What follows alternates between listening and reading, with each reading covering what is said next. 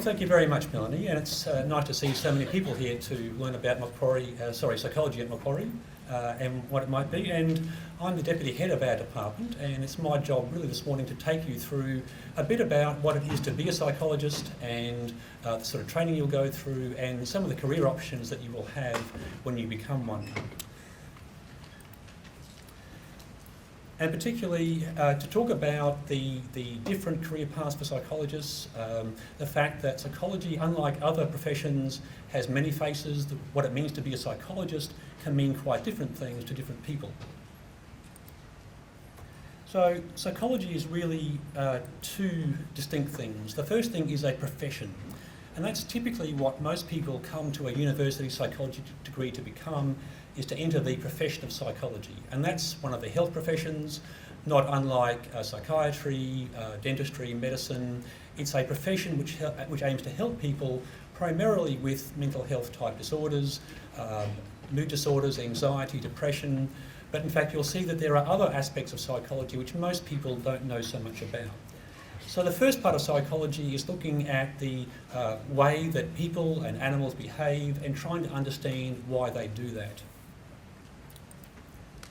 And in terms of some of the professional areas of psychology, this is a non-exhaustive list, but it illustrates just the variety of different types of psychologists that you might become. And I've circled here the areas of psychology which our department has significant strength in. So things like clinical psychology is probably the most popular area of psychology. It's the specialist area of psychology, or the endorsed area as it's known these days, which allows you to work with the more severe end of mental health disorders. You might work in hospitals, you might work in your own clinic, you might do a combination of research and clinical practice. You might deal with people with schizophrenia, bipolar disorder, severe anxiety disorders. Neuropsychologists work with people who have some sort of mild brain injuries perhaps. They might have been in a car accident. A clinical neuropsychologist will diagnose what part of the brain has been damaged. They'll work out rehabilitation plans, often in conjunction with a physician, nurses, occupational therapists, so as part of a team, to help the person regain the use of whatever part of their brain has been damaged and whatever function has been lost as a result of that.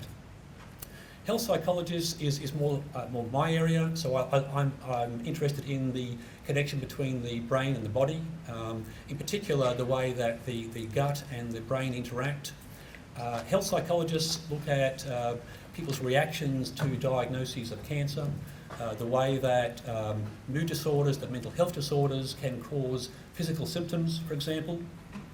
Counselling psychologist is your classic counsellor who will talk to people with various forms of emotional problems, relationship problems, and help them to work through those. A developmental psychologist looks at the way that we develop as children and adolescents into adulthood in terms of the way we think, maturation processes. Organisational psychologists work with organisations, surprisingly enough, particularly around optimising the way that they organise their people to both maximise the organisation's productivity, but also to make the staff in that organisation as happy and satisfied as possible.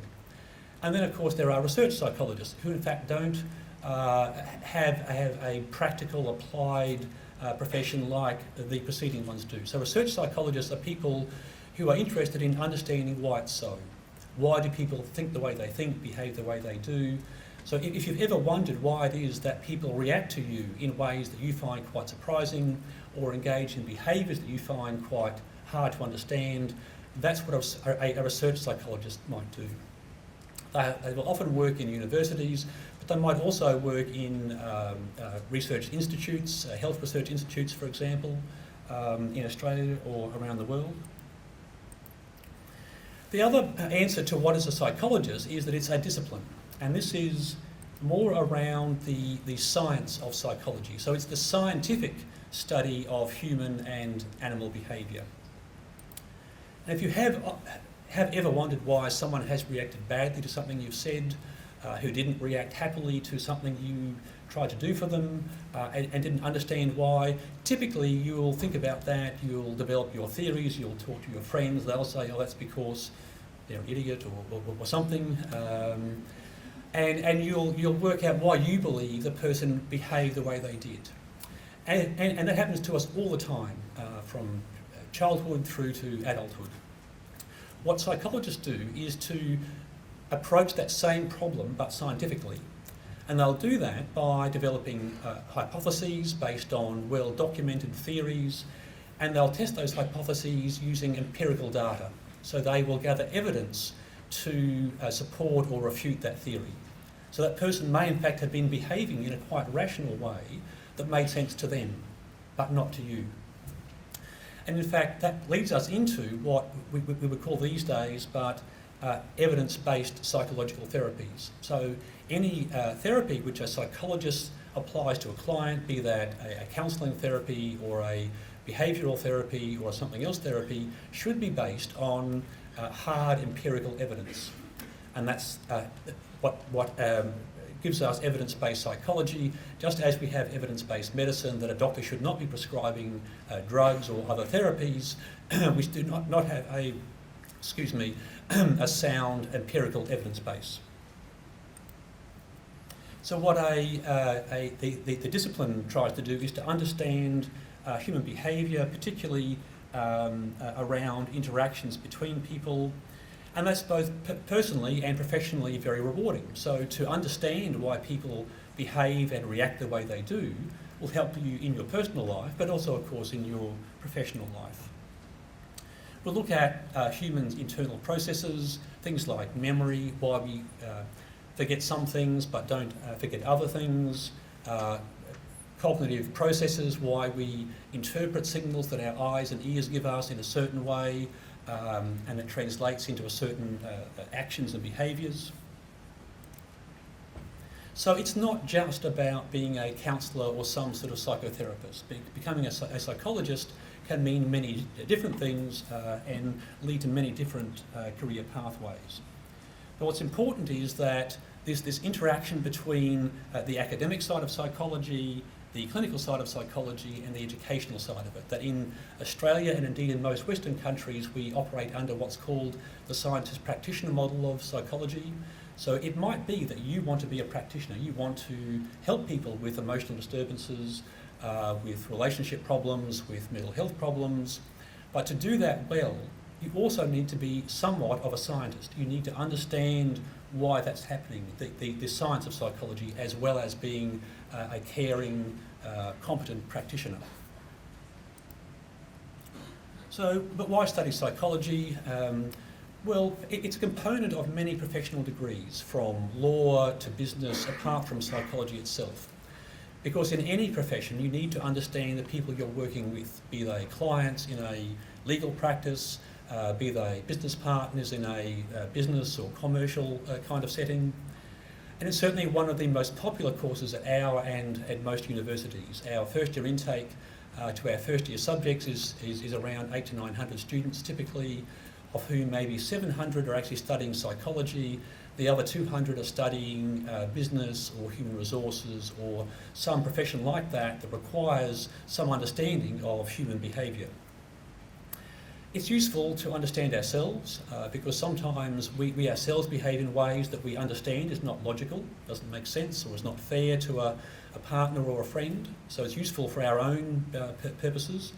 And of course, it's a fun and conversational topic as opposed to being, say, an accountant. That's not quite as much fun. People who study psychology, it tends to come naturally. It tends to be that you're built that way. You want to understand people, you want to understand how they think. And so it tends to be a fairly natural degree for people who are interested in any of those human behavioural type areas. It's very employable. Apart from becoming a psychologist as such, there are many careers that are based on a degree in psychology, working in, say, docs with abused children, working in foreign affairs with diplomats, folk from other countries, working in businesses as an executive perhaps, but having some understanding of human behaviour and human thought processes is a very useful thing for many careers which are not actually becoming a psychologist. Why come to Macquarie? Well, we are one of the largest departments in Australia. We have a very wide variety of elective subjects, of research opportunities. I won't go in detail through the structure of a degree, but there are folk down in E7B who can walk you through the details of what subjects you'll study. But suffice it to say that in the first year of study, there are only 2 required subjects out of 8 that you would do. So you have 6 subjects to choose from other areas such as philosophy or science type subjects like pharmacology, biology and so on. The second year is largely taken up with required units, and the third year becomes open again. The fourth year is typically an honours year, which is half coursework, half a small research project, and that's a whole lot of fun. So you are assigned an academic supervisor who you work with one-on-one to develop a research project, which you'll then implement, interpret and write up into a small thesis with the help of your supervisor. But it's a very satisfying year. It's the first time that you get to tackle a problem that you find interesting, to study it, to understand it, collect some data about it, and write that up in a way that makes sense to someone else. And then, of course, there are postgraduate programs, which I'll come back to. It's also possible to do one of several double degrees, including law, business, education, health, and what's not there actually is commerce. Useful if you aren't quite sure if you'd rather be a psychologist who works in an organisation trying to help it, or a business person who wants to understand something about the way people think and behave. So double degrees in various areas are also quite popular. What our department provides is several levels of training. So there's the basic training in psychology, which requires an accredited 4-year undergraduate degree in psychology, which for us is the Bachelor of Psychology with honours, although there are some feeder degrees into that. Specialised training facilities, which include things like driving simulators, flight simulators, neuropharmacology laboratories, our training clinics on campus, and research facilities, which are quite superior. Includes 2 clinics, the Rod Power Clinic, which is a general, mostly postgraduate training clinic, the Centre for Emotional Health Clinic, which specialises in anxiety and related disorders, particularly in children.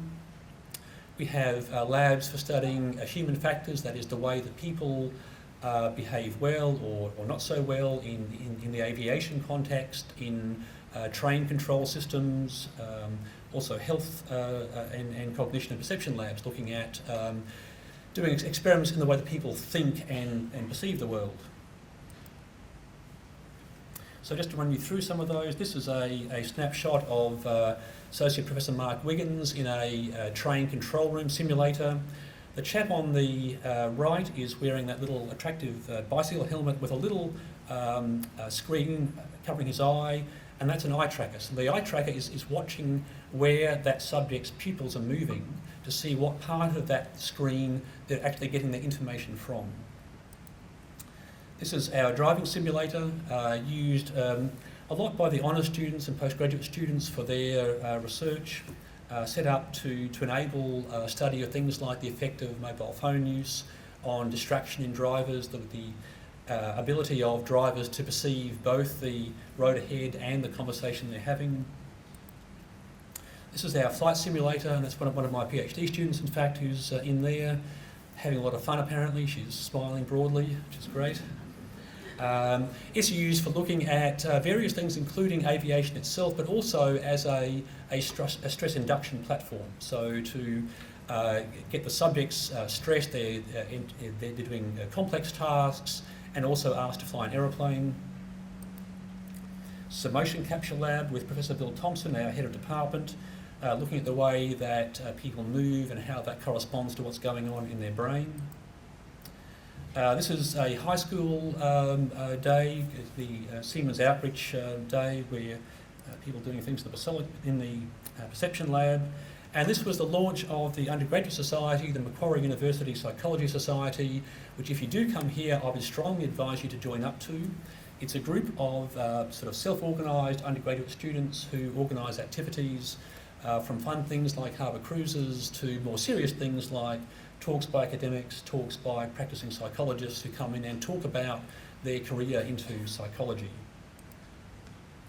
In terms of pathways to becoming a psychologist, the core pathway is our 4-year degree, the Bachelor of Psychology with Honours.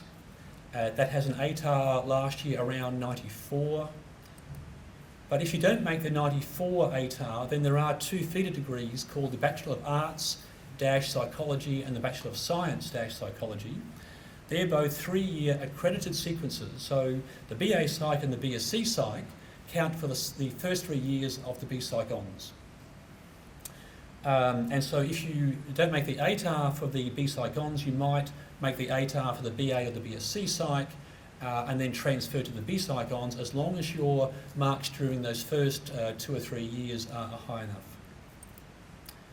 If you don't make the ATAR for the BA or BSc Psych Honours, then the third option is to enrol in a general BA, majoring in psychological science.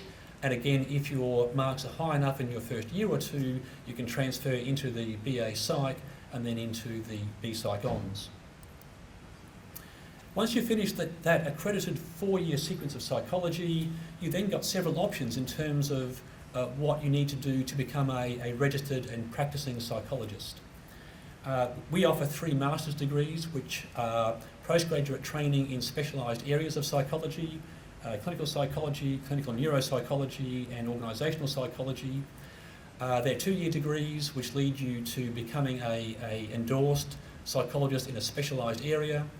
Or on the far right you have the postgraduate diploma in professional psychology, which is a 2-year program which sees you becoming a generalist psychologist. So you need really the first 4 years plus 2 years of either a master's degree or the PG diploma, which involves 2 years of coursework and supervised internship to becoming a practising psychologist.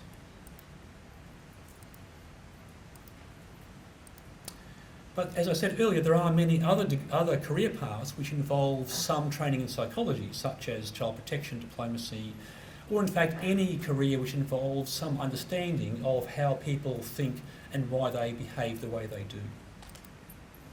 So I'd better stop there. There's probably a few minutes left, I think, to take some questions, if I can help you out further.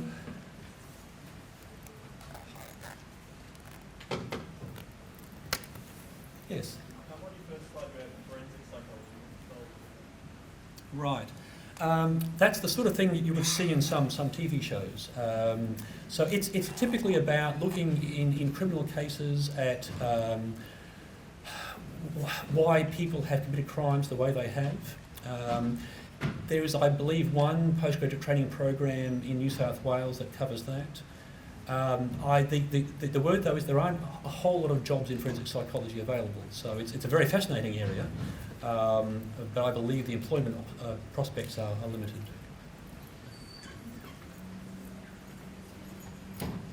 No other questions? Okay, well thank you all. Oh sorry, I missed. Yes.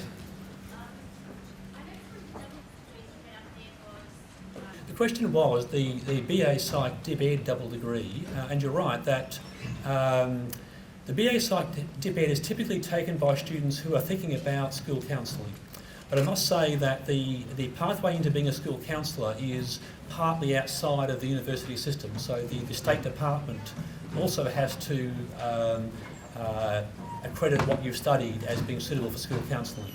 And you need to be a teacher for, I think it's 2 years before you can start to practice as a school counsellor. So that degree does qualify you to teach, but the education side of it would make sure that you've got enough subjects in some content area to teach something in a New South Wales school. Okay, well thank you all for coming. And hopefully see you again.